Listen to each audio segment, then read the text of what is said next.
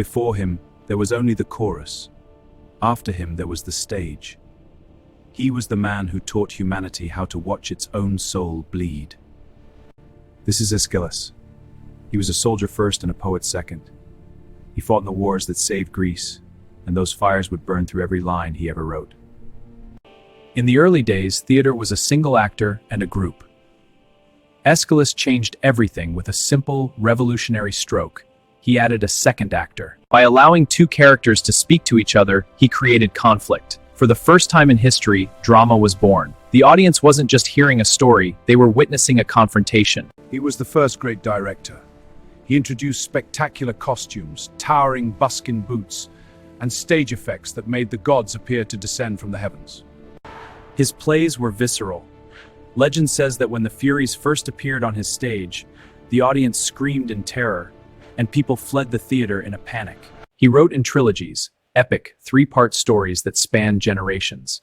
His masterpiece, the Oresteia, explored the bloody cycle of revenge and the birth of justice. He moved the world from the law of the jungle to the law of the court. He used the stage to show that only through suffering and reason could a civilization find peace. He didn't just write about war, he lived it.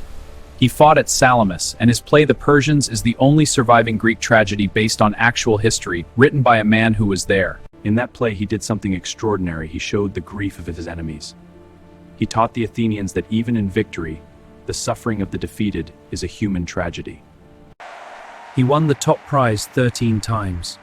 He was the undisputed king of the Athenian stage, but his heart remained with the men he stood beside in the shield wall. In his later years, he moved to Sicily. Even in exile, his plays were performed across the Greek world, becoming the moral compass for a whole civilization. His death is as legendary as his plays.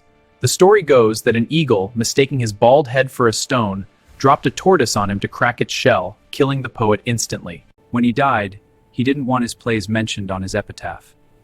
He wanted only one thing remembered, that he fought the Persians at the Grove of Marathon.